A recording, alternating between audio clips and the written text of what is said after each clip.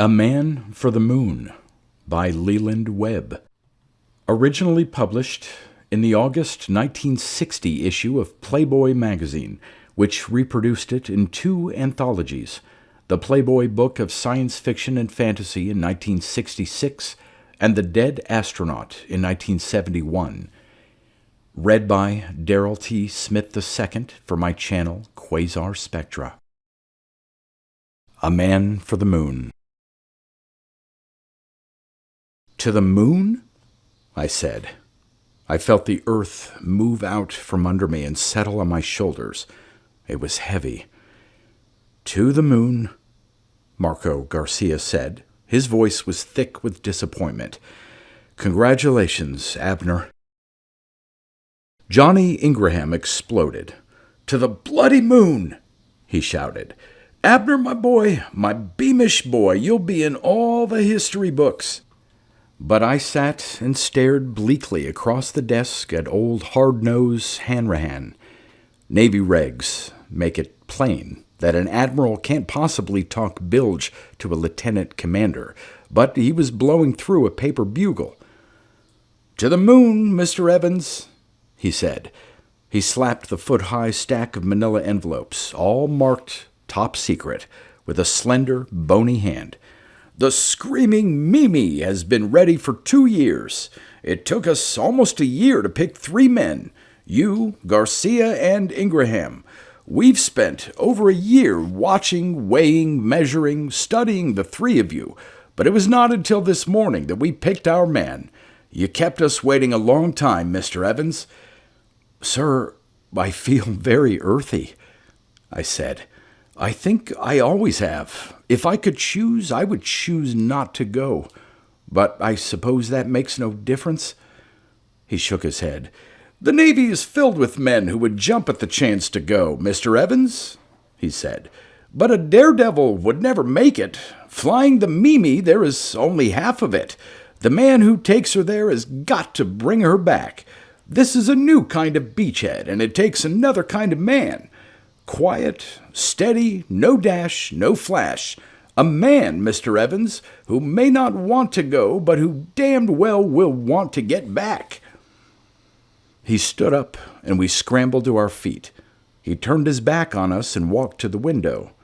Final briefing will be in 1 hour, he said. We feel that it is best for you not to have too much time to think. We also feel, Mr. Evans, that for security reasons, it is best to keep you under close guard. Garcia and Ingraham will be responsible to me for your safety and for the Navy's security. He turned and faced us. The friendliness was gone from his face, and he was old hard-nosed again. It's in the Navy tradition to be first, he said. Sail us to the moon, mister, and then sail us back. Before he dismissed us, I spoke one more time. I presume I will be permitted to call my wife? You may not, he said. Mrs. Evans, I'm sure, has accustomed herself to your absence from home, and this will simply be one more time. Very well, sir, I said. And thanks, I thought, for God knows I have no idea of how to call a wife and tell her that I am off for the moon. We left old Hardnose, who had returned to staring out his window. At the entrance to the administration building, I stopped and looked at the telephone booths. Gentlemen and fellow officers, I said, I have things to say to my wife that can be of no possible interest to officers and gentlemen. They both shook their heads. We walked on out of the building and cut across the quadrangle. The sun was hellish bright, and everything seemed more real, more actual than usual. Along the way I saw a bird on the lower limb of a mimosa tree. He was a small, ordinary brown fellow, and so still I had to look twice to be sure he wasn't plastic. He was not singing, and I nodded to him in appreciation of his tact. Marco and Johnny also held their tongues. The 3 of us had been together for 2 years, putting the Mimi through her paces, and in 2 years you learn when a man wants nothing from you but silence. And because it was me and not them, I was in a sullen, senseless rage, as if somehow they had connived against me. If you were to say to Marco Garcia, "Take the screaming Mimi to the moon and blow it up," he would have looked at you out of unblinking, slow black eyes and said, "When do I leave?" And if you were to say to Johnny Ingraham, "Kid, take this damned crate and head for the moon," he would let out a squall of laughter you could have heard for a mile. Johnny never objected to a joke simply because he was the victim of it. And neither of them was married to Della. Johnny had never gotten around to marrying, and Marco was tied to a dyed-in-the-wool, pluperfect bitch. Neither one of them knew what it was like to have Della walk up to him and say, "I love you," in her special way of saying it, as though it was something she had invented just for you. When we reached the senior BOQ, I was in a cold sweat. There was a buzzing confusion in my ears. If I had been asked right then and there if Lincoln had been shot or run to death, I couldn't have answered. At the door to their room, I turned and said, "I don't care what you men do, so long as I don't see you or hear you." Marco nodded, and Johnny said, "Okay, Ab, but please don't close the door." I went and lay down on the bunk. I made myself stop thinking about Della. I thought about the moon.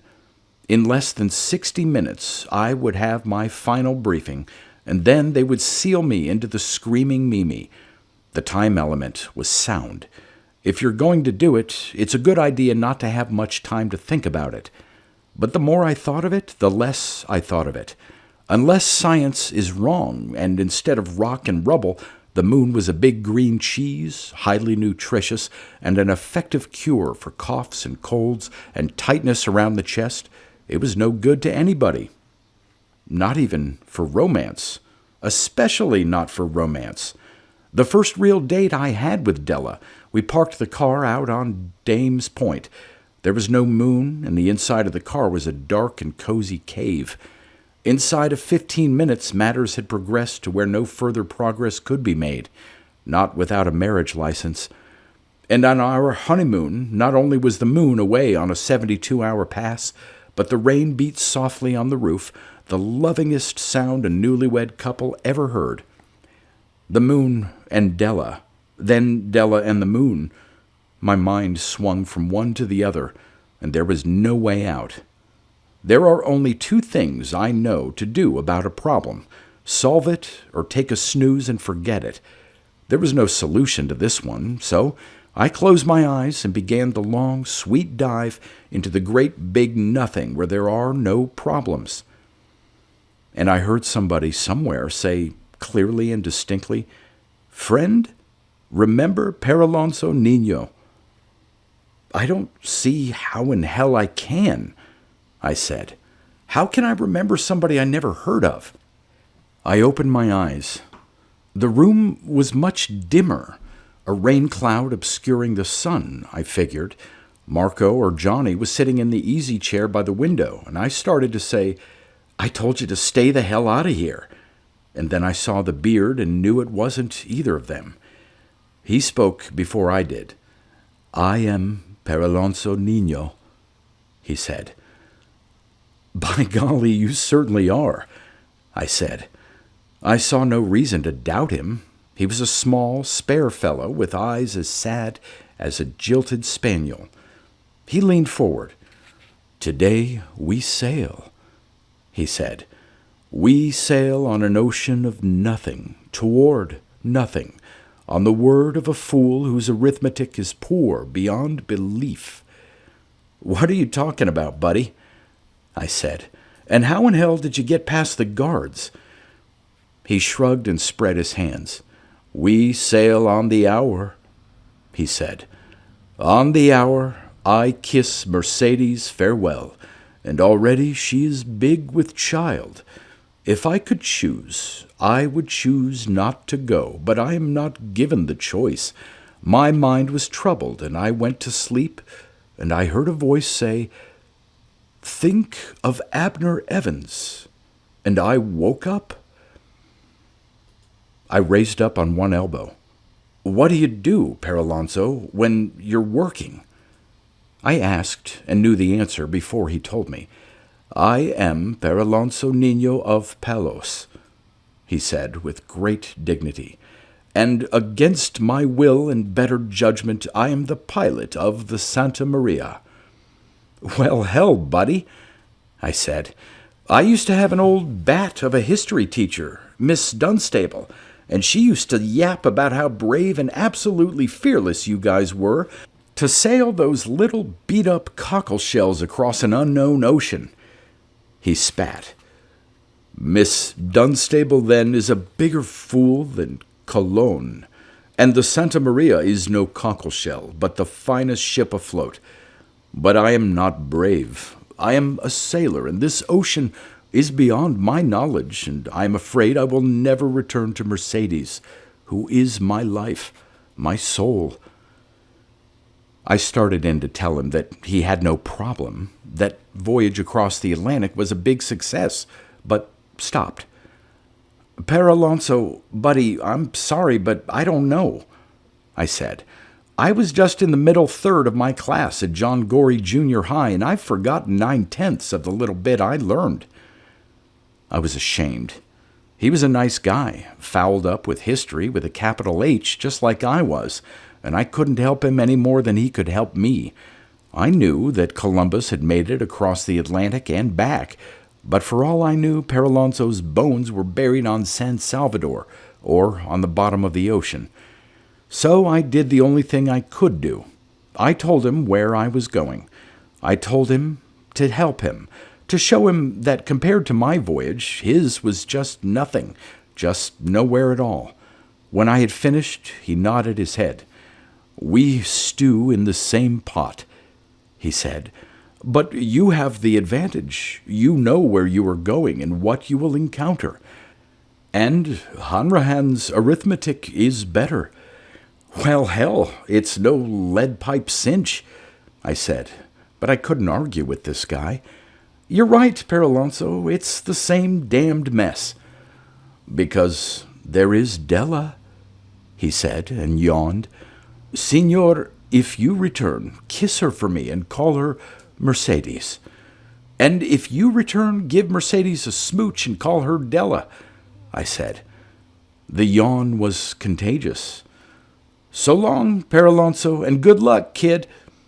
From a long way off, I heard him sigh and say, Vaya con Dios, senor. I was not sorry to go back to sleep. Peralonso was a good egg. I enjoyed talking to him, and I wondered how he made out back there in 1492, but everything was getting fuzzy and blurry, and I let it go. Then Della said, Why don't you bring me a bunch of flowers from the moon? You know I like flowers. Della, there ain't no damn flowers on the moon, I said. It's just a bunch of rock and rubble and green cheese. Oh, ipskitty ikira, she said.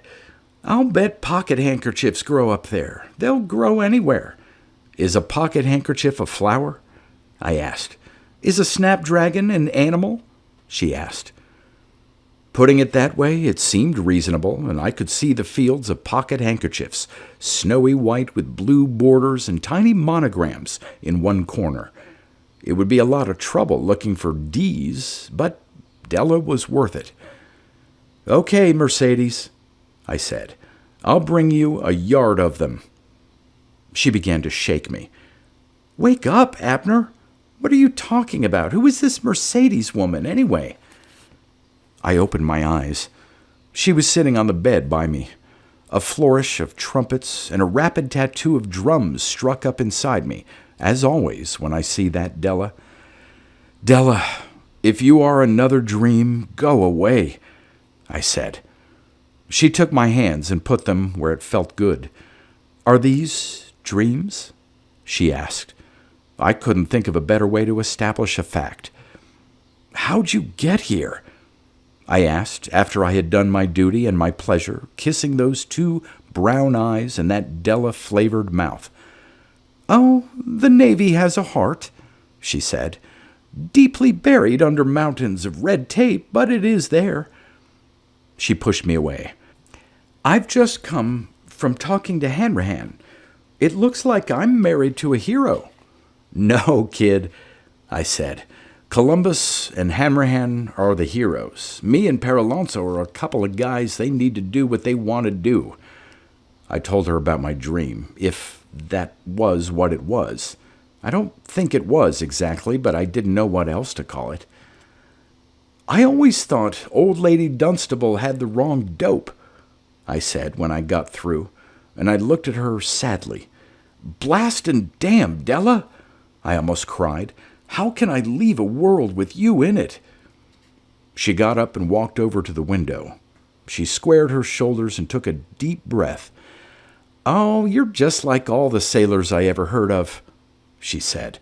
Get a girl knocked up and then leave town. I didn't get it, and then I did. I went into freefall, dropping down mile upon mile. After what seemed like years, I came out of it and walked across the room and put my hands on her brave shoulders and turned her around. Lady, you would not kid? I asked. She shook her head. This is no drill, Abner, she said. How long have you known? I asked. I guess I've known at least a couple of weeks, she said. It wasn't official until this morning, but Dr. Hurlburt says there's no doubt about it. Well, girl, I said, are you sad, mad, or glad?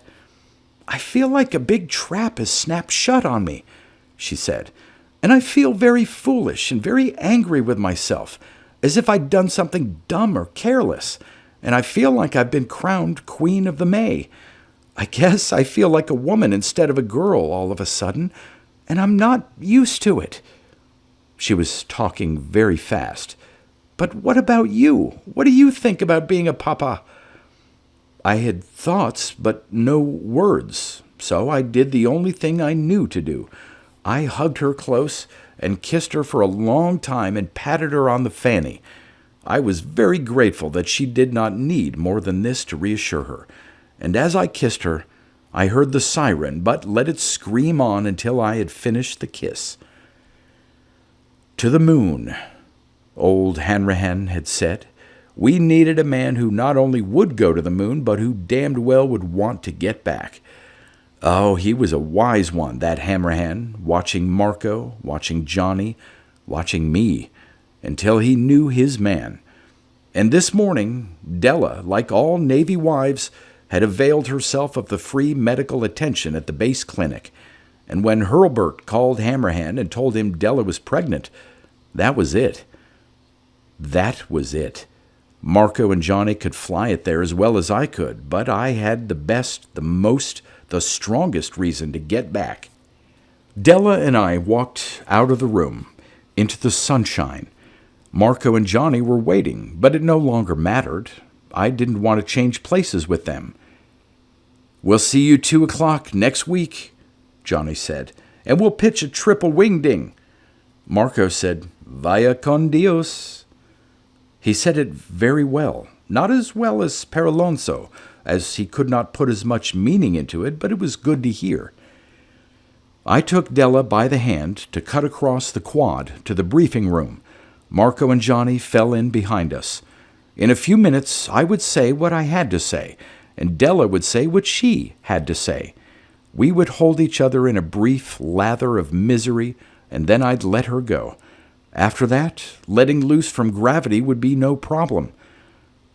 Paralonso, old buddy, I thought, as voyagers, we are pikers, stay-at-homes. I thought about the birds and the bees and the hard, stubby facts of life, about all the millions and millions of spermatozoa making the voyage from testes to ovum, all of them perishing save one tiny voyager. A doctor once told me that, comparatively speaking, the journey can only be, measured in millions of miles. And Paralonso had made that journey, and so had I. And I knew that Paralonso returned, and I knew that Abner Evans would make it also. On the way, we passed the mimosa tree, and the little brown bird was still there. You could hardly call the sound he made singing. To tell the truth, he couldn't carry a tune any better than I could. But he was, as Peralonso had done, and as I was going to do, giving it everything he had.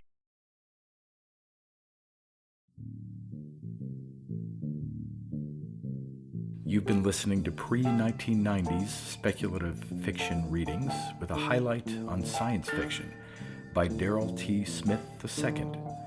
Please consider clicking the donation link in the description box. Thank you so much for your time and your imagination.